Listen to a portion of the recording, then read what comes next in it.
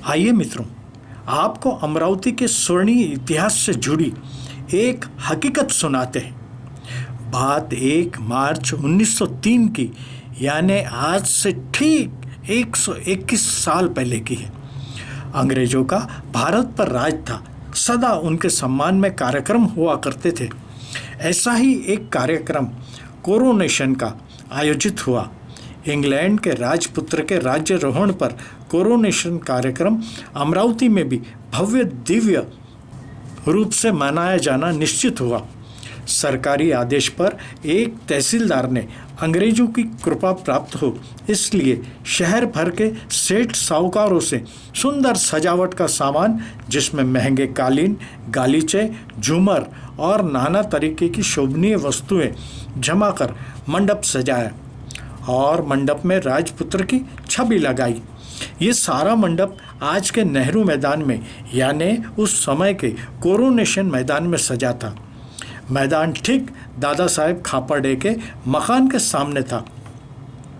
सजावटी सामान में गैसोलीन के दिए भी थे। दादा साहेब के इशारे पर गोपालराव डोरले लघु शंका के बहाने मैदान में गए और मौका देखकर उन गैसोलीन को प्रज्वलित कर दिया। भयंकर आग लगी। मंडप धू धू करके जल उठा। सारा इलाका धुएं से भर गया।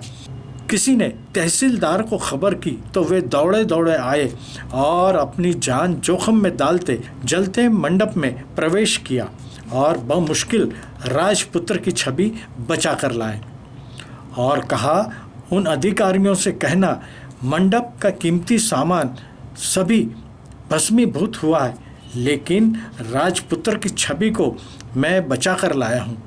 बस इतना कहते ही वे अचेत होकर भूमि पर गिर पड़े। इस घटना को आज 121 वर्ष गुजर गए। गोपालराव डोरले के प्रपौत्र, जो अब अमरावती के प्रख्यात विधिज्ञ है, हम साक्षात्कार कर पाए, जो जानकारी के लिए प्रस्तुत है। नमस्ते, मैं एडवोकेट चंद्रशेखर डोरले। ये डोरले सरनेम लगाते हुए बहुत आनंद होता है, क्योंकि इसके साथ बहुत बड़ी बड़ी यादें जुड़ी है। अमरावती का जो इतिहास लिखा गया है उसमें आज का दिन एक विशेष दिन करके लिखा गया है। दादा साहब खापर्डे, अमरावती का एक सम्मान, जिन्हें अभी तक तो भारत रत्न मिल जाना चाहिए था। तो ये दादा साहब खापर्डे के साथ हमारे परदादा गोपाल महादेवराव डोरले काम करते थे। उनके दीवान जी थे और यहाँ पर अंग्रेज राजपुत्र का बर्थडे सेलिब्रेशन होना था। आज ही का दिन था वो। रात को बैठे थे ये लोग, कुछ क्रांतिकारी विचारों के, कुछ भारत स्वतंत्र हो ये विचारों के लोग वहाँ बैठे थे। और दादा साहब खापर्डे ने हमारे परदादा को बोला, गोपाल राव, राजपुत्र का बर्थडे सेलिब्रेट होना है, आतिशबाजी तो होने को ही होना।